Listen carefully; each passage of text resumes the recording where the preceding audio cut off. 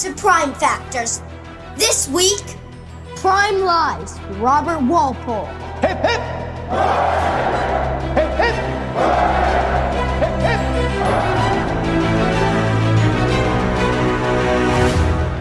What I'm going to talk about today are the lies of Robert Walpole, both around Robert Walpole and some of the lies and deceptions that he committed himself. Now, you being a good British person, you might notice I speak with this weird American accent. I'm actually a Yinzer. I'm from Western Pennsylvania, but most of that accent has gone as I have lived now in Boston for 20 years. You might not be as familiar with British prime ministers, certainly as I am, or as I am not.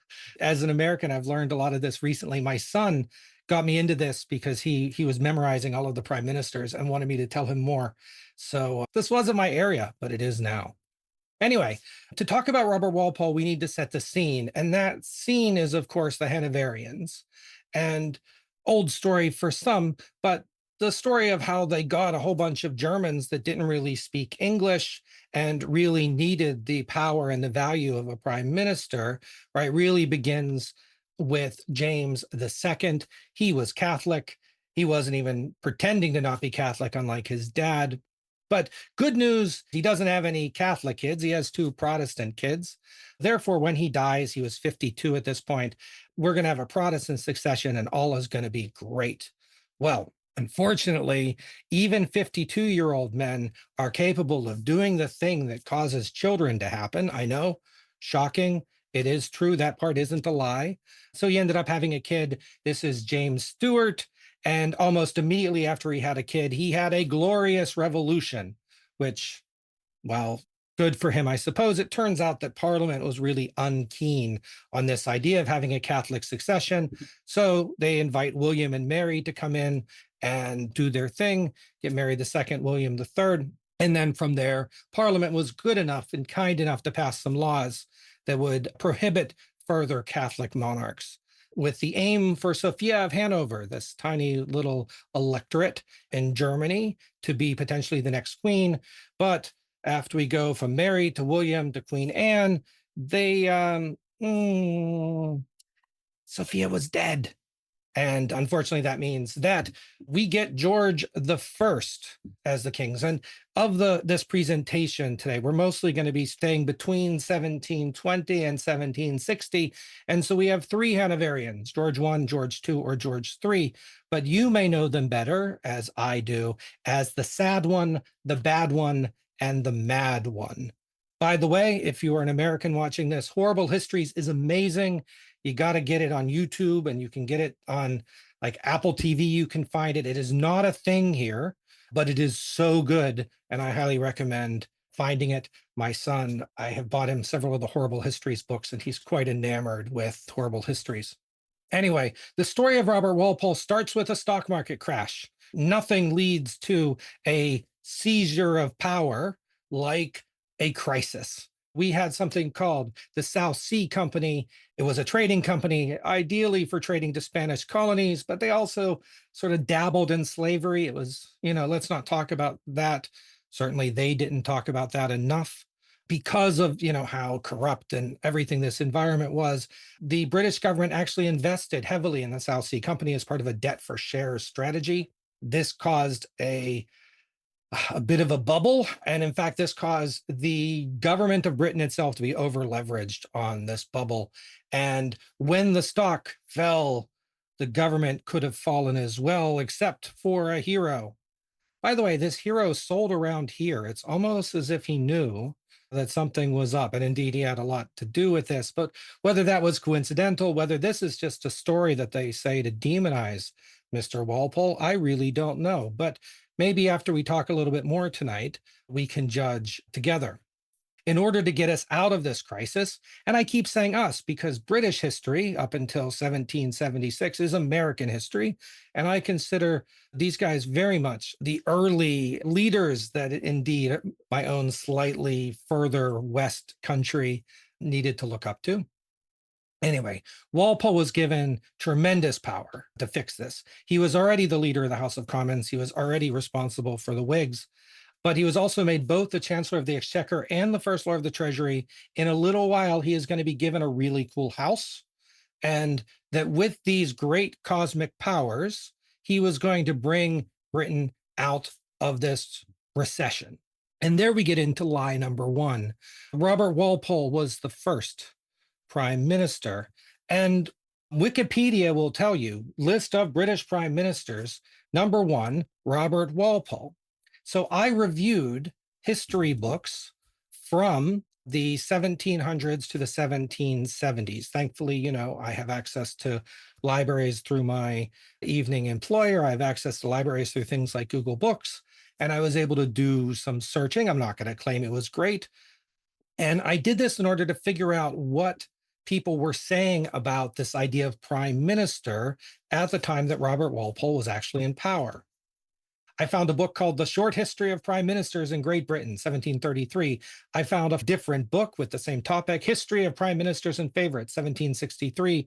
And then I found some other books, a biography, lots of books called History. There was some like a History of England in 27 volumes, but I only found 3 volumes. And then there's other books that have the same title, and I got confused, but it doesn't matter because I did a survey of all of these books, starting with The Short History of Prime Ministers, because obviously, if this book was written in 1733, that would be pretty short. It would have one, but it doesn't. It has 31 prime ministers, starting from the Normans. Actually, they're very clear that William I did not have any prime ministers, but William II did. But 31 prime ministers from the Normans up to Charles I. Why they stopped at Charles I, I don't know. He ran out of ink. The key of this story is that prime ministers are bad, really bad. Like, if a prime minister exists, it is because the king is terrible. Any good king doesn't need a prime minister, and therefore only bad kings had prime ministers. They actually say that George I in 1733, when this book was written, did not have a prime minister. So Robert Walpole, what was he? I don't know. But if you're curious to this list, this is what it looks like. This is the 31 minus a couple, because I think they listed a prime minister for the Empress Matilda. She's not considered a queen. I think that there was actually one for Lady Jane Grey, but that might not even have been part of the 31. The point is, here's some prime ministers. Some of these people are better known by their peerage names, but it was really hard to fit all of the names in these tiny little boxes.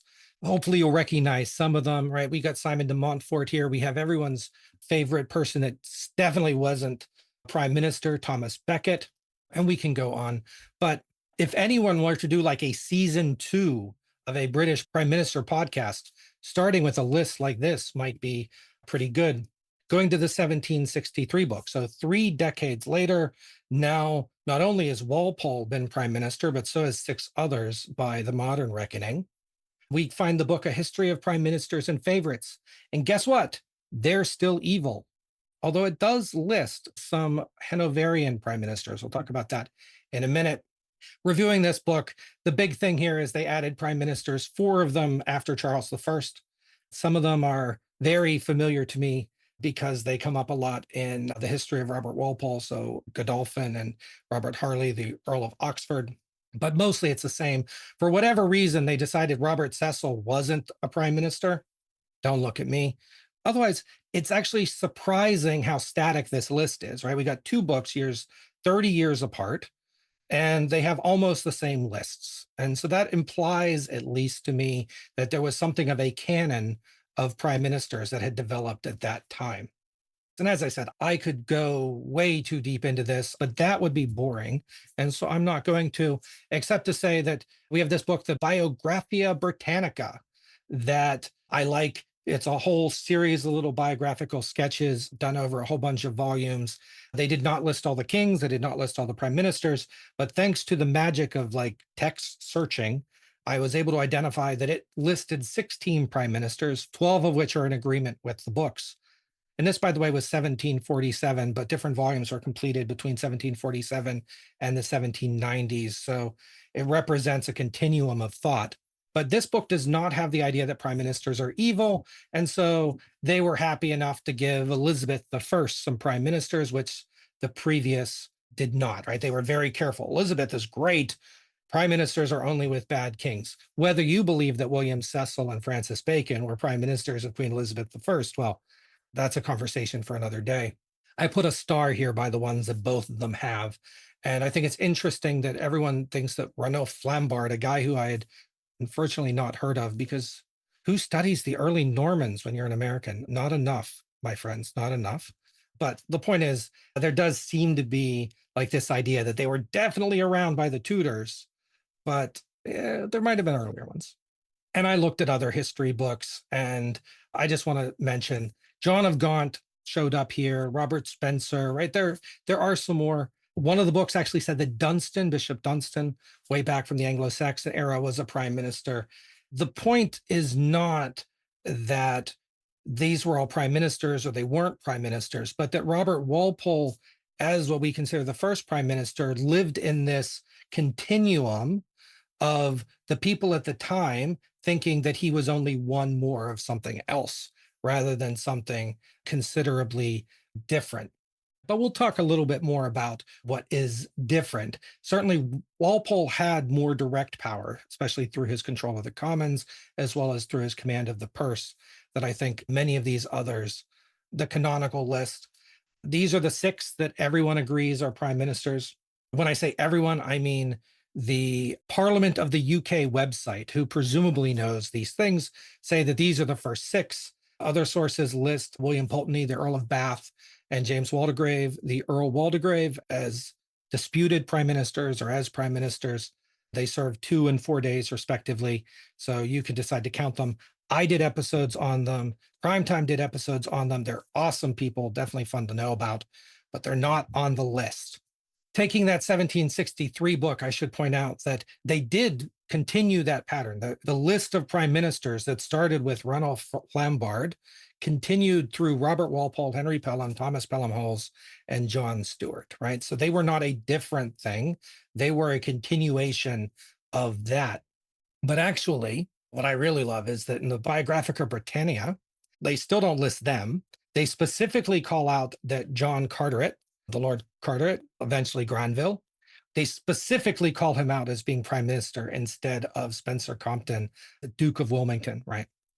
Anyway, if you're invested in prime ministers and you like spent weeks researching Spencer Compton just to find that he was a boring person, that you had nothing to say, and then you had to make him your 4th episode and it turned off all of your listeners because there's nothing good to say about him.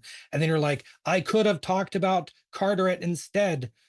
Well, I at least felt good that the Biographica Britannia agreed with me. Lie 2, prime ministers exist. Robert Walpole was given extraordinary power at an extraordinary time, and we'll see how he used that power in just a moment. But the idea that prime ministers existed, certainly he would not have agreed, right? I am unequivocally deny that I am the sole and prime minister. Of course, prime minister was an insult at the time. The house, 10 Downing Street, wasn't the prime minister's house. It was the first lord of the treasury's house. And he probably did not want to associate with those egotistical drains on monarchical authority. But over time, the idea of prime minister did exist and has evolved into Robert Walpole being the first. And who do we blame for that? And the answer, as so many other things, the Victorians. Everything good and or bad of the British Empire stems from the Victorians, at least so it seems. If not the Victorians, then the Tudors. Certainly they sell the most books. William Pitt the Younger is the first prime minister that I found. So I'm an American. I don't know these things. William Pitt the Younger was the first prime minister to refer to himself as that. The first prime minister in 1855, the Viscount Palmerston, was the first one to be called prime minister in an official government document.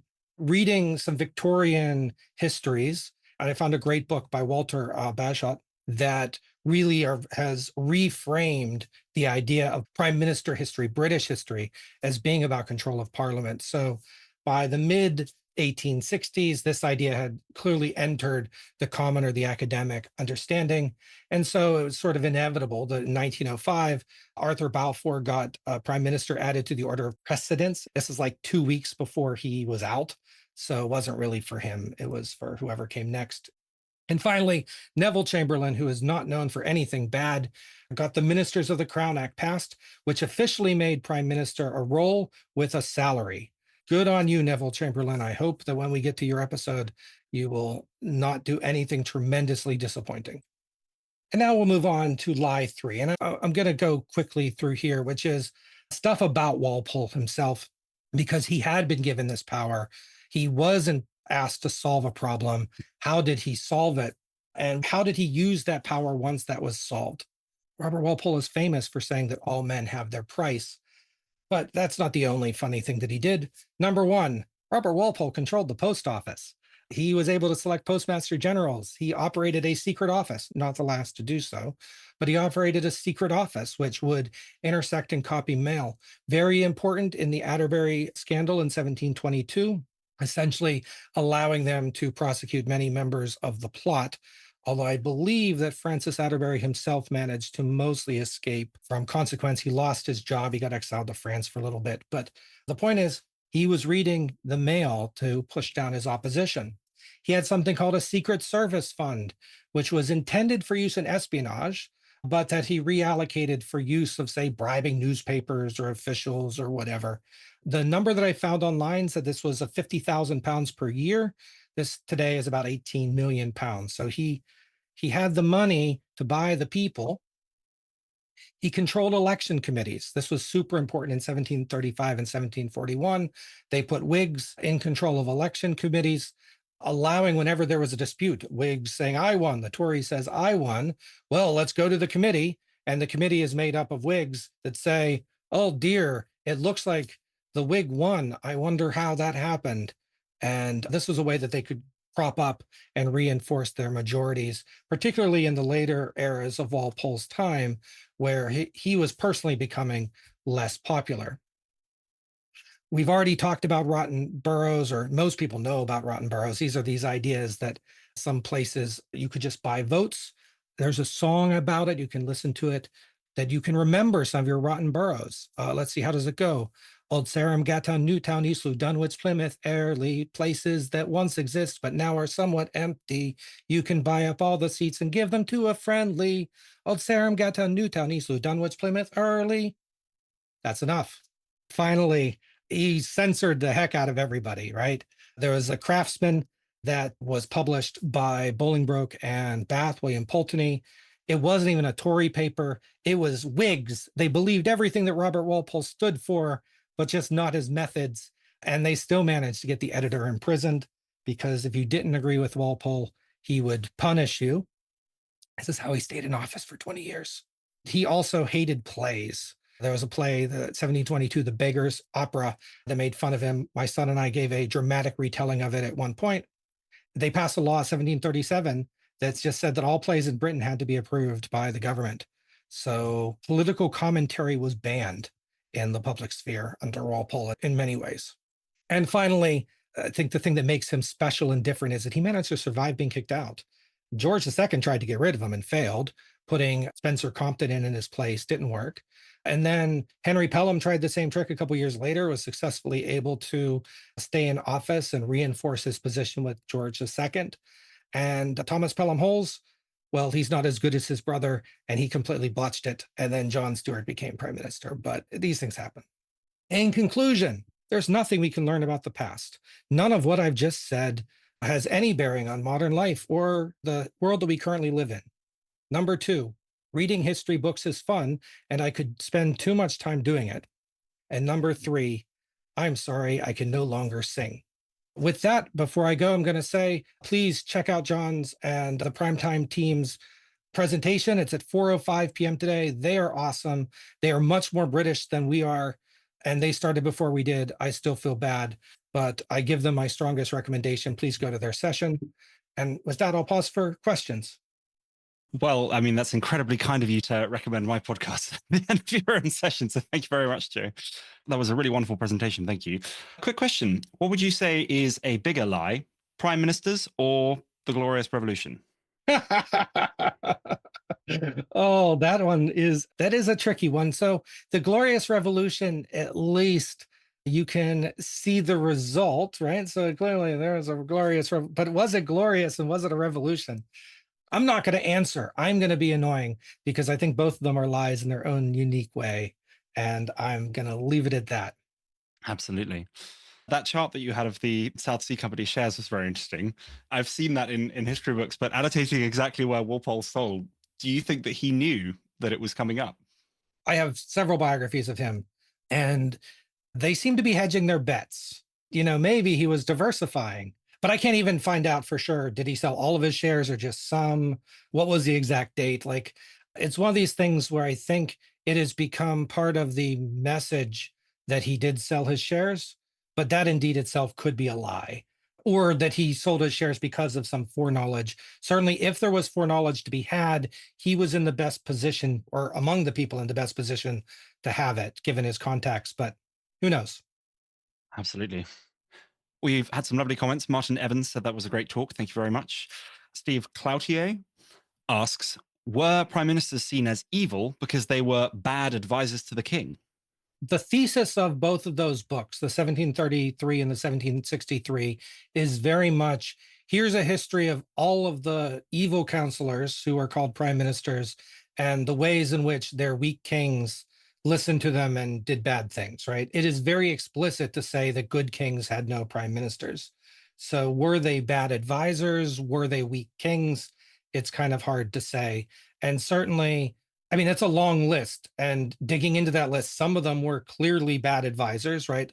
There's several that were just lovers to the king, or supposed lovers that had no value. And there were others that were fantastic politicians in their own right that helped Britain through bad times. So really looking at that list as a whole is tough. The only thing that I can say conclusively is if the author thought the king was good, they went out of their way to say they didn't have any prime ministers, or they had an advisor who wasn't a prime minister. That was kind of a conceit. I didn't include the advisors. I just included the ones specifically listed as prime ministers. So that raises a very interesting point that to this day, the prime minister is still technically an advisor to the king. Is that a lie? It's one of those things where if I were British, I'd probably be wary about responding to that because I'm sure there's some law against it. You've got me racking my brains now. Nobody report me to the authorities if I say something wrong. Yeah. Also, I think you may have just described George Villiers as being completely useless, but I don't know. To be fair, you didn't say his name out loud, so maybe I'm the one adding that bit. I did not. I have no idea. I'm just an American, and I don't know about these Britishers, except for the ones that you have, podcast episodes about. I pretend, my friends. I pretend. We have a question from Bob Plant, who's asked, why might Pitt decide to call himself prime minister? Yeah, it's a great question, and a question that I don't actually have the answer to. My experience with William Pitt the Younger is not delved as deep yet, as I've really been focusing on still the earlier pre-revolutionary period. I've familiarized myself with the common history, so I'm not a complete moron, but I haven't dug into his psyche yet. And so I don't know why that might be. If we have another prime minister expert on here who has a theory, I would take it. But I don't know why he specifically decided to refer to himself that way. I have no idea where you'd find another expert, but I can certainly sympathize with the sentiment that we haven't got there yet either. So we don't know. I find it interesting that you've described the prime ministers you've done so far as the pre-revolutionary period. I think you're probably the only person that I know of that would look at British prime ministers in terms of whether they fell before, during, or after the American Revolution. Yeah, but that is very much, I mean, in a way, I was first a student of American history, right? I am American. You can tell by the way that my mouth moves, right?